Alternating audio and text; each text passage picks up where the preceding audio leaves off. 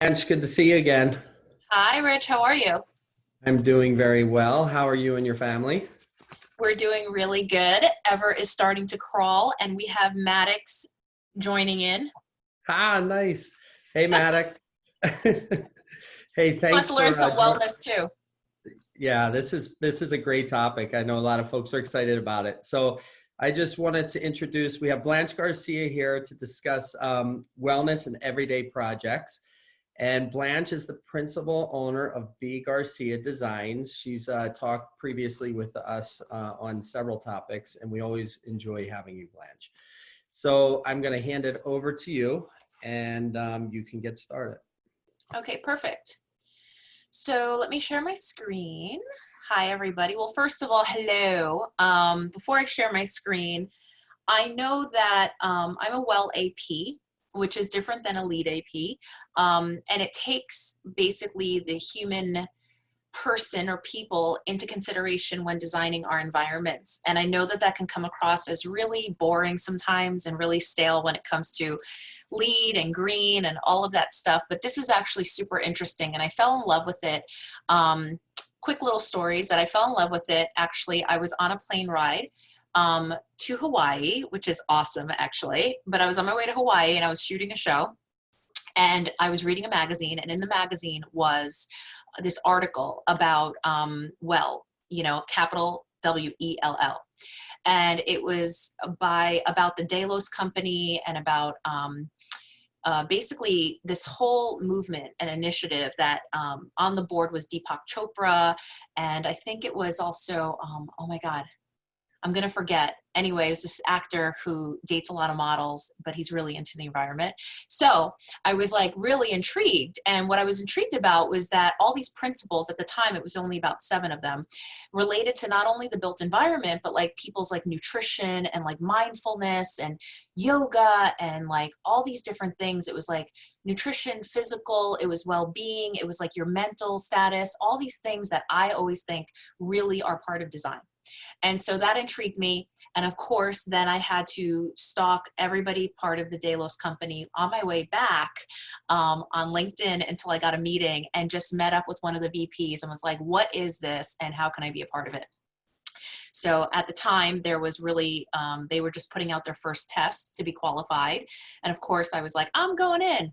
And so I took the test, and it was really hard, but it was really, really great. And I learned a lot. So I want to share with you today just some of the small things that you can do that you can implement into your projects that are pretty easy. It's changed even so radically over the past, I'd say, couple of years. So there's been a lot of changes, and they always put out a new version. I think might be version V2 now. We'll get into the slides and I can like take a look. And also, I think that right now with what's going on with like COVID and just the climate of everything with business, I think that it gives you a leading edge to implement or be able to be knowledgeable enough to implement some of these practices or these fundamentals into your projects, whether they be commercial or residential. So I'm going to share my screen. And hold on, let's see. Okay, come on, here we go. All right, share. All right, can everybody see this, or can people see this? Yes, you're good, Blanche. Yep. Okay, cool. Yep. Okay, so let's go to the first slide. So basically, it's launched in 2014. The WELL Building Standard is the first building certification in the world that focuses on human wellness and health exclusively.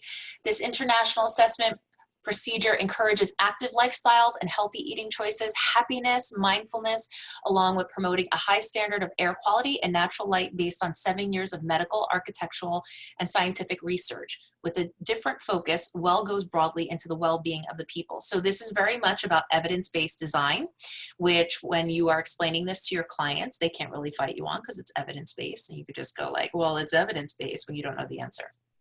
Okay, so this is just a little bit about to give you a background, right? So we know that it was launched in 2014. After 6 years of research and development, the WELL Building Standard is the premier standard for buildings, interior spaces, and communities. And it seeks to implement, validate, and measure features that support and advance human health and wellness.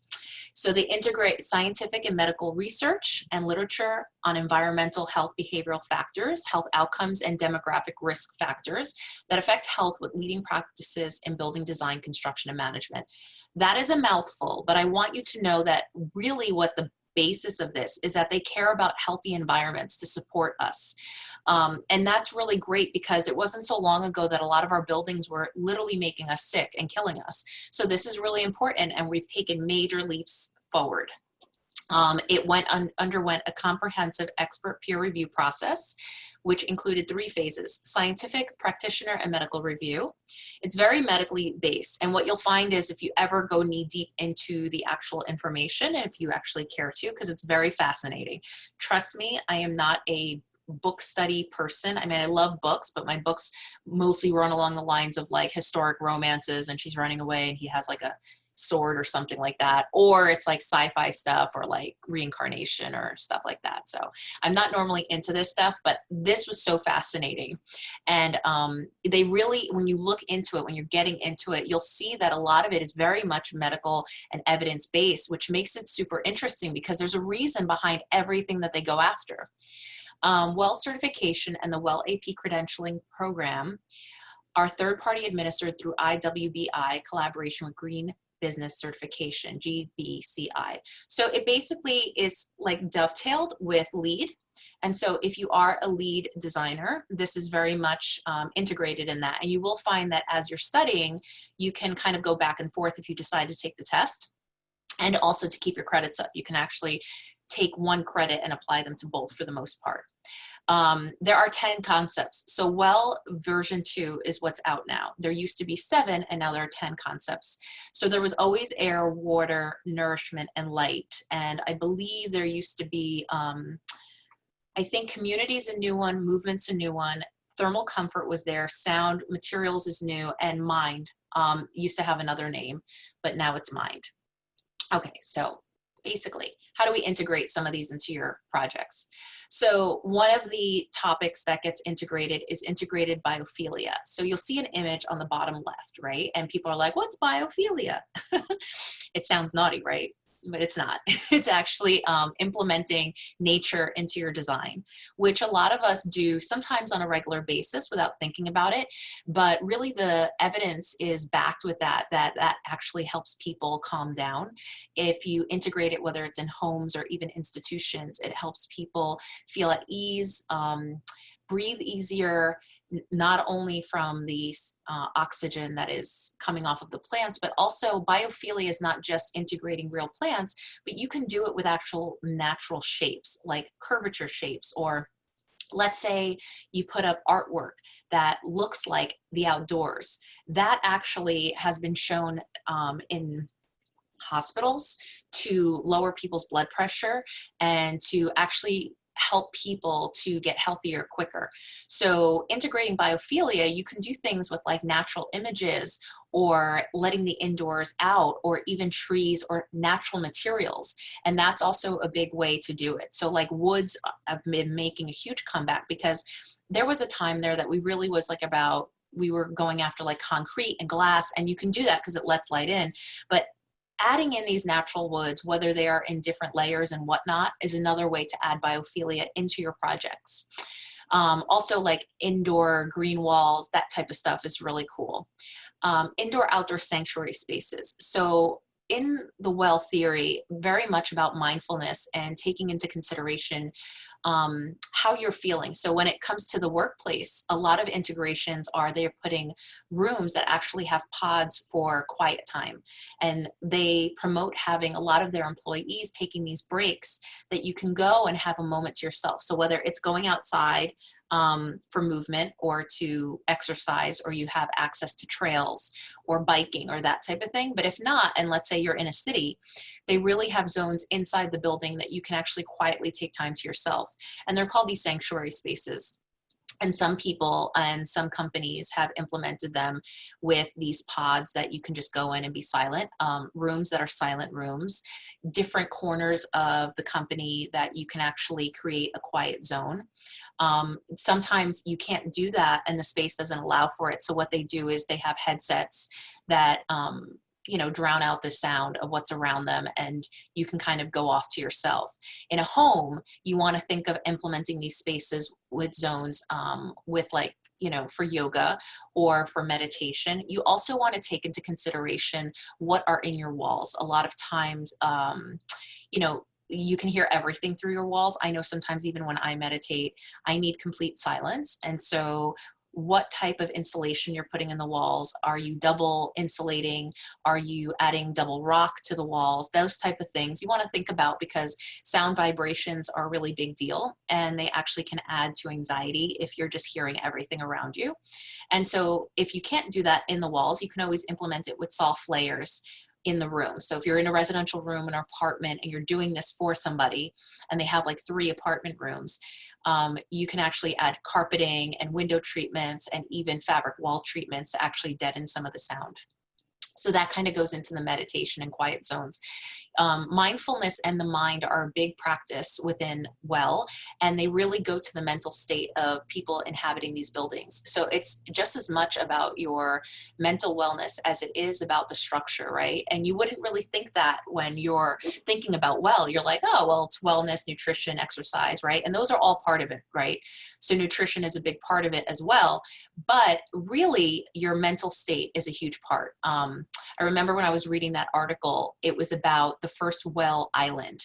Oh, I know who the actor was, Leonardo DiCaprio. See, I told you he dated a lot of models. I think he only dates models, actually. So, but he's on the board. But what was interesting is that in that island, and also where they implement WELL into hotels, is that they have a mindfulness app that Deepak kind of orchestrated. And so when you check into a hotel or you go to this island, you actually have meditations that come in accordance with checking in or your stay, which is really interesting. I found it to be quite earth-shattering. Okay, next, open concept spaces. That's another easy way. So we do it all the time and you don't even think about it, but these open concept spaces make you feel very relaxed, feel connected. Now, be very aware that when you are designing this way, it is a fine line between people also wanting their own private space. So when you are designing with open concept spaces, you want to make sure that you give people just enough of their personal space to feel like they have their own identity, right? So even in office buildings and things like that, like you noticed over the past 10 years when everybody was like, let's not do private offices. That was so 80s. We're going to go big and just break all the walls. Fine. But what happened was that it was just way too open. So you can kind of take the pendulum into the opposite direction and just get way too crazy. So you want to have a nice middle ground. So where you want like a lot of light and you want to make sure that you have these open spaces, you also want to acknowledge that people also need some of their own privacy. And that can be done with mutable spaces. You don't have to have full walls. You can do half walls. You can do partitions. You can do fabrics that separate, that type of thing. You can do a living wall that separates. So you can actually get really creative. We are designers, so we can do anything. At least I'd like to think so. Floor to ceiling windows for natural light. So this is a big one. And it's also a big responsibility. So when you're out there designing and you're willy-nilly with your windows and you're like, let's add windows. Woo, you get a window and I'm Oprah and you get a window. That's how I think about it. You also have to think about shading, and you also have to think about energy use. And so that's really big. So when you have a house like this that's shown on the right with this many windows, you want to think, okay, is my roof going to overhang the windows to add for shading? Because that'll be helpful, not only for energy use, but also for people and their vision, because it hurts your eyes when there's too much light. So you want to think about window treatments that actually can help shade too much sun when you don't need it. And that can also be on a smart system, which is also really good because that can help you save energy and help you save money. You also might want to think about, there are windows out there that are static windows that will change and go opaque when there is too much light or vice versa. There is valances that you can add on the outside of buildings and houses that actually are structural and will help with the shading when it comes to too much light. So these are things you want to think about because the energy usage of a property is a really big deal, and also people's internal comfort. It's their thermal comfort that really this affects. But as a whole, a lot of windows and natural light is always going to make people happy, and it's also going to help with biophilia because it's going to bring the outdoors in, right? Can you tell I love that word, biophilia? Sounds so naughty though. Okay, next. Okay, so I talked about nutrition, and I wanted to give you an interesting way to integrate this into the home. So fruit and vegetable refrigerators. So in businesses, the way that you would integrate this into a business is that you would had actually signage, right? So when you're going to the cafeteria, for instance, you would see like fruits and veggies, right? Your vending machine would not have a Snickers bar. It would have things that are a little bit more wholesome for people to snack on when they're working late night or they're working, you know, all sorts of hours. Also, another thing to consider is, are you promoting healthy eating? So it could be in your signage, it could be in your culture, it could be in your materials.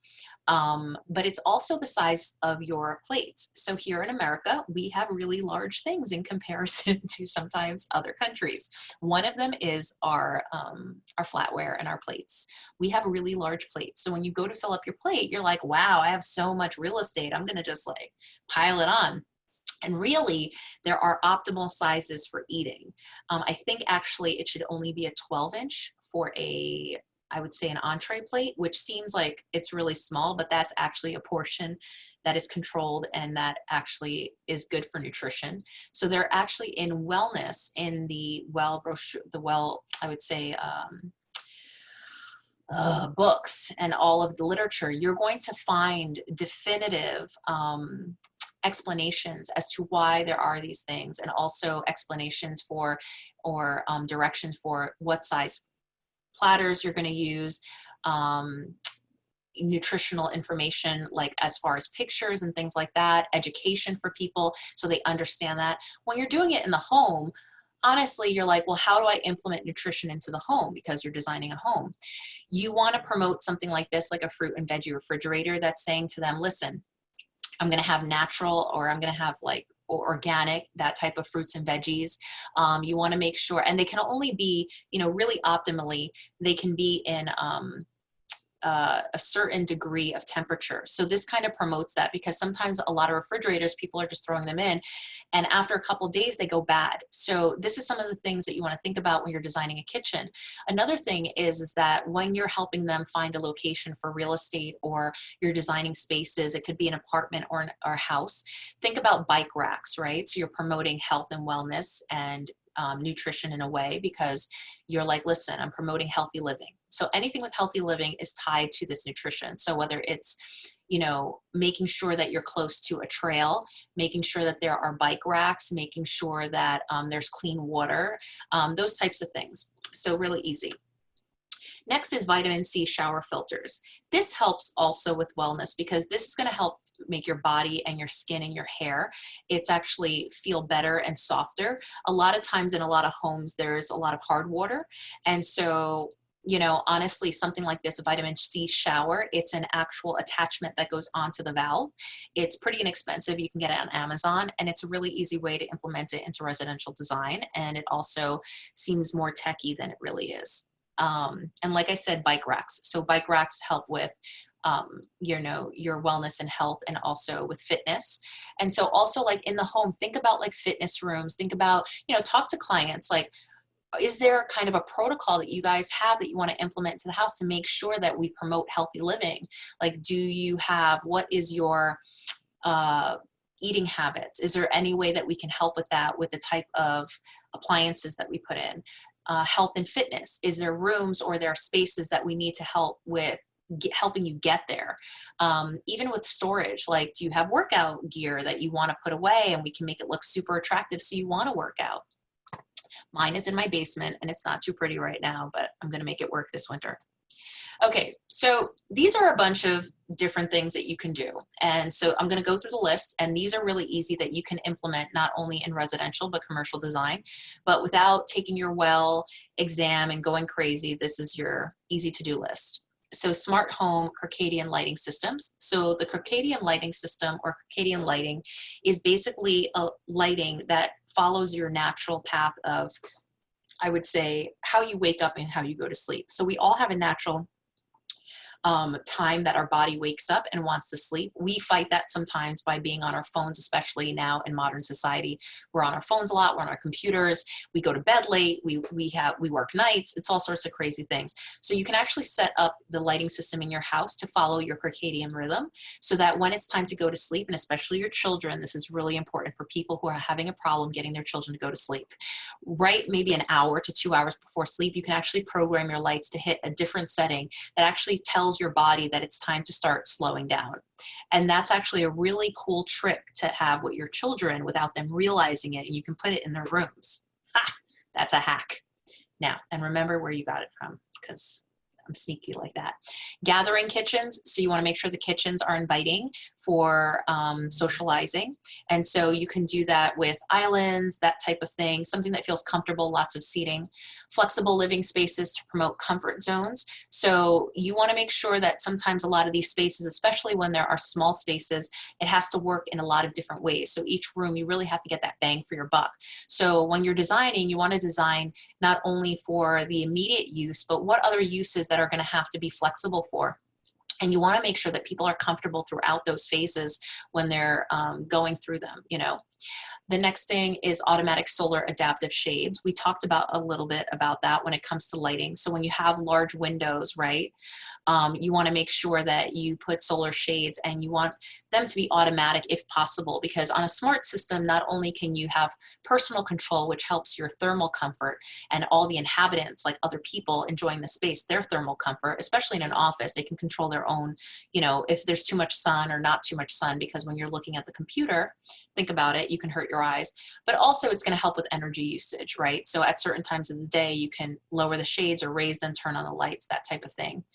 Non-VOC paint in calming color palettes, that is really great, because non-volatile paint, I hate the off-gassing, and there's so many kinds out there now. Benjamin Moore, Sherwin-Williams, you name it. LED lighting systems. LED lights have come a long way. They are no longer the ones that make you look horrible in the daytime or at night. So they have ones that have warmer tones, and they actually are still LED, and I love those. They even have the Thomas Edison ones, which I like, because those look cool when they have the exposed bulb. Okay, reclaimed wood flooring, no brainer.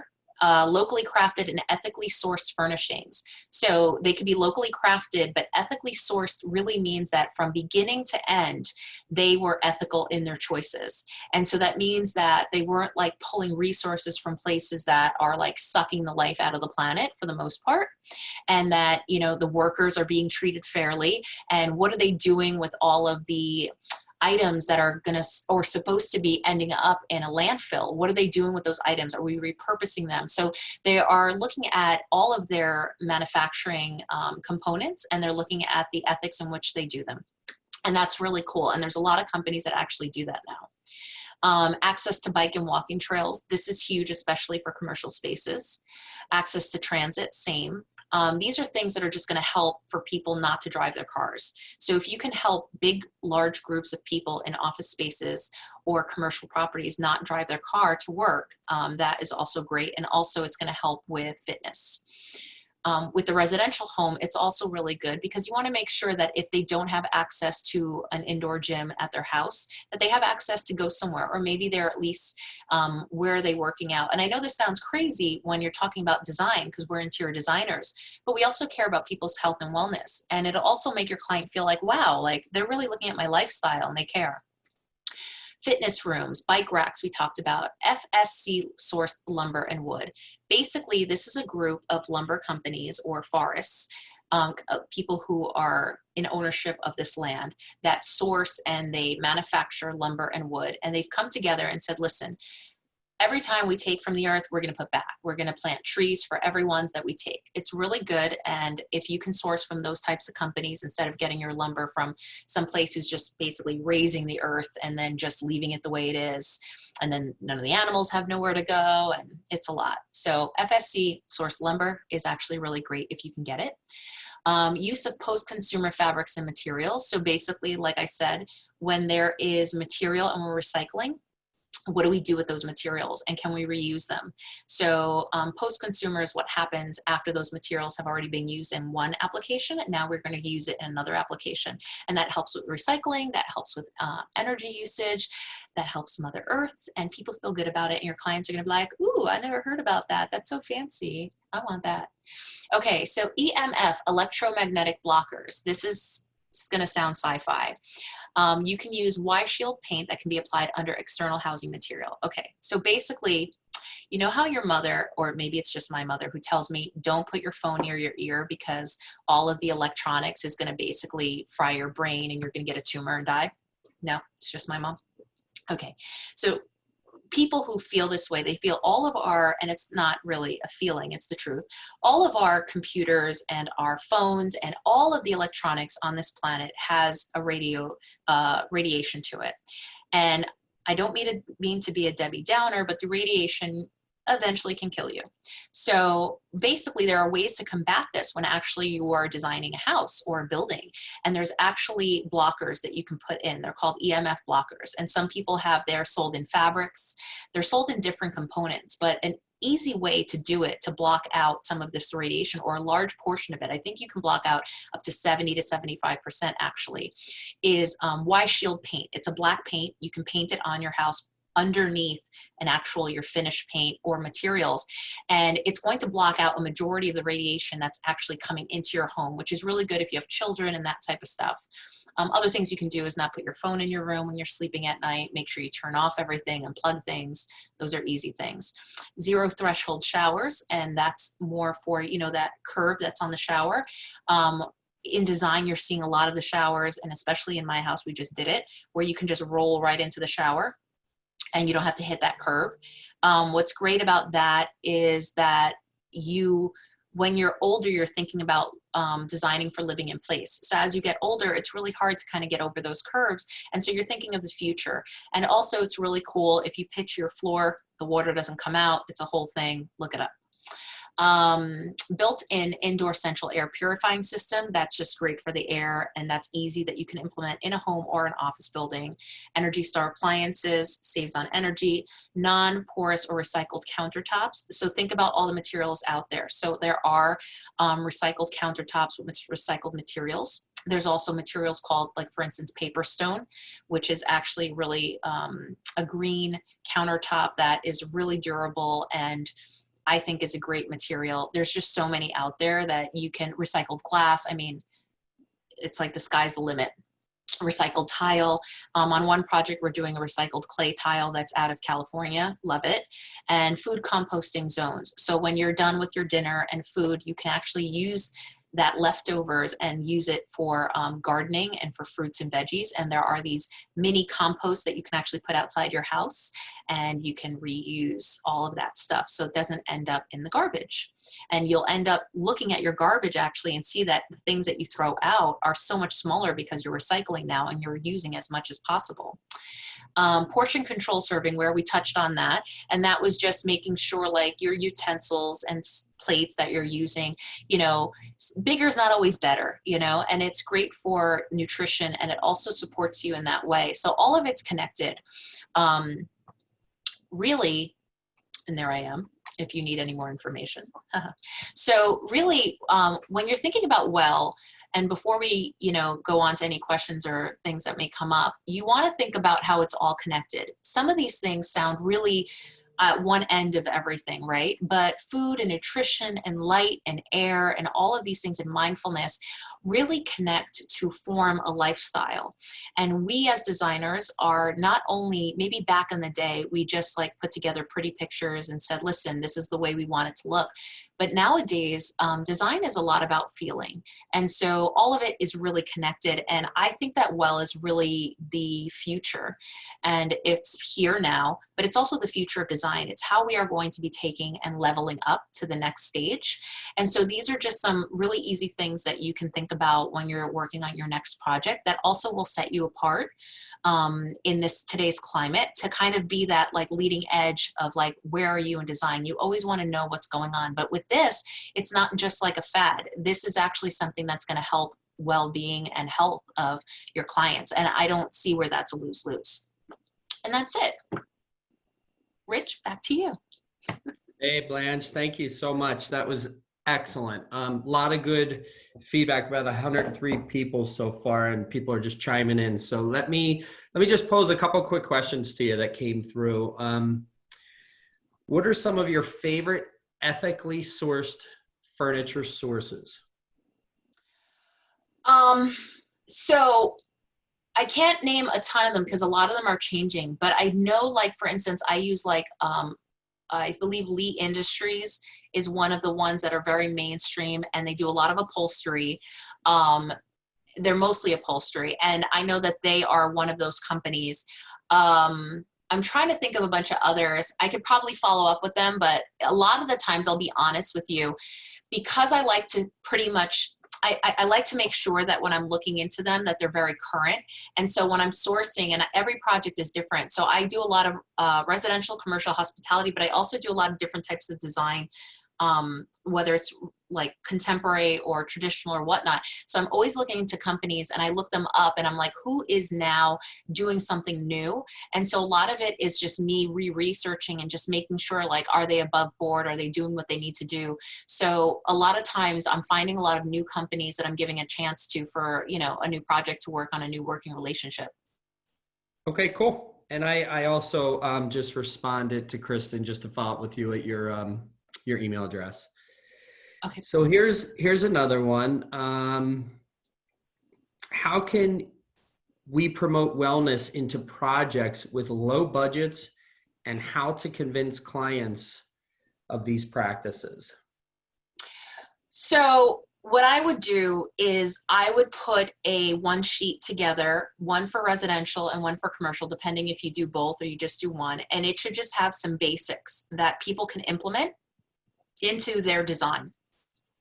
It could be a very simple one sheet, like maybe 10 items, and it can have some of the evidence based under each item as to why. And that should really do a lot of the talking for you. And it could be something that when you have your welcome packet to a lot of your clients, you can say, and here are some things that you can consider. We kind of show it to all of our clients, and some clients like to make use of our expertise in this arena, and it's only going to benefit you and your family. So you can hand that to them. It starts the conversation. Sometimes when they're looking at it, they're like, wow, I didn't realize. And they're reading like, why, you know, the evidence, why.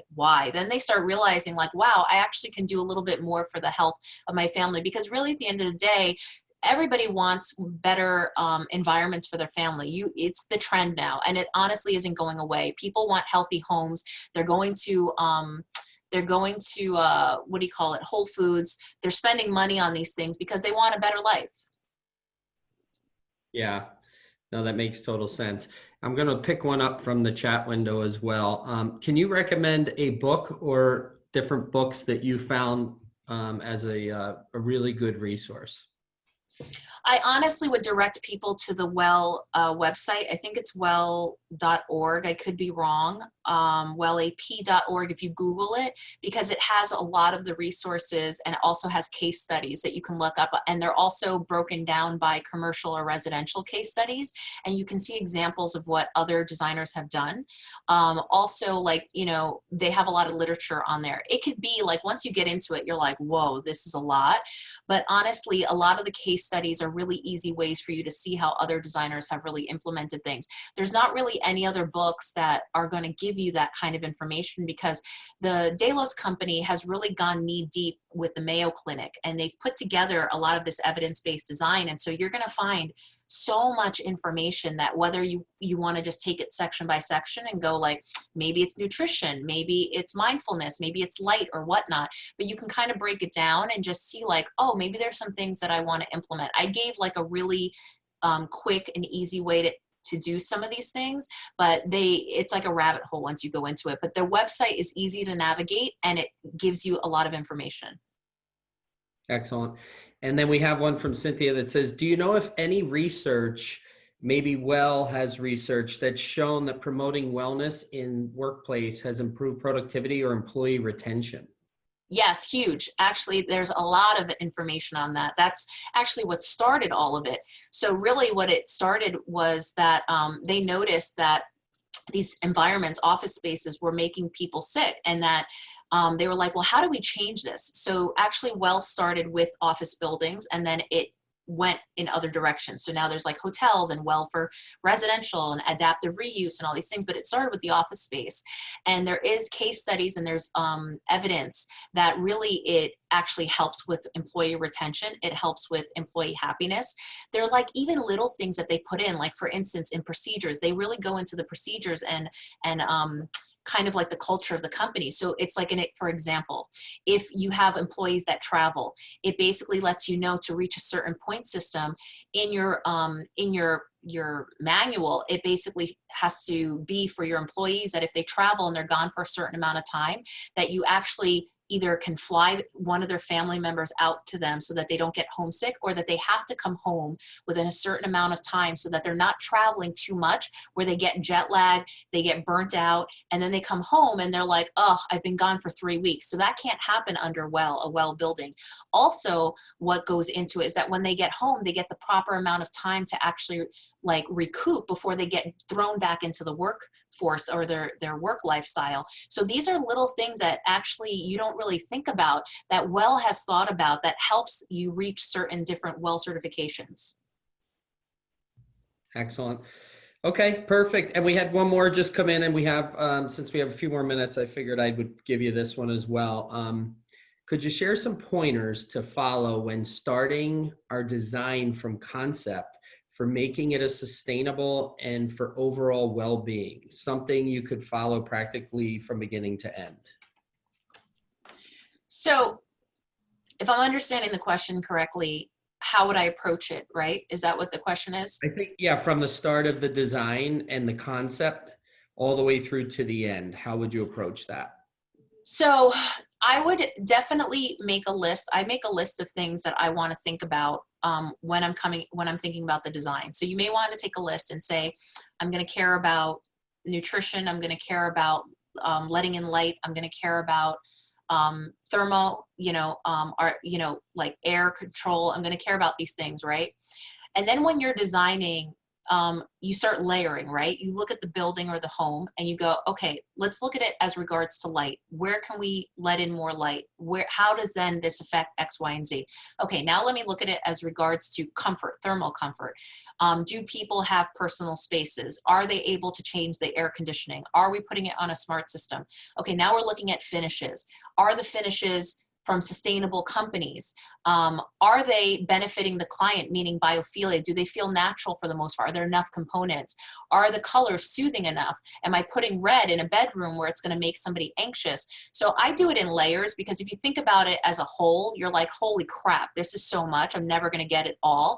And also, when you think about it in layers, you're able to look at it like a checklist, right? So just take it one step at a time and just do an overlay of the property at each step. And you're going to catch a lot. You're going to be like, wow, I actually can do this instead of this. Let's make this better, the decision instead of that. So it's all about little decisions that add up to actually making a healthy home or environment. Excellent. I appreciate that, Blanche. Thank you very much. We had a lot of good responses, a lot of good chat going between all the folks. And one of the folks on the thing, Margie, said it's at well.org. So thank you, Margie, for getting us that website for the group. All right, next talk's coming up in just a few minutes here. And Blanche, we thank you so much. Always a pleasure. Thank you. And I'm sorry if I couldn't answer all the questions. I see a bunch of them, but thank you. Email me. Excellent. Thanks, Blanche. Thanks. Bye. All right, bye-bye.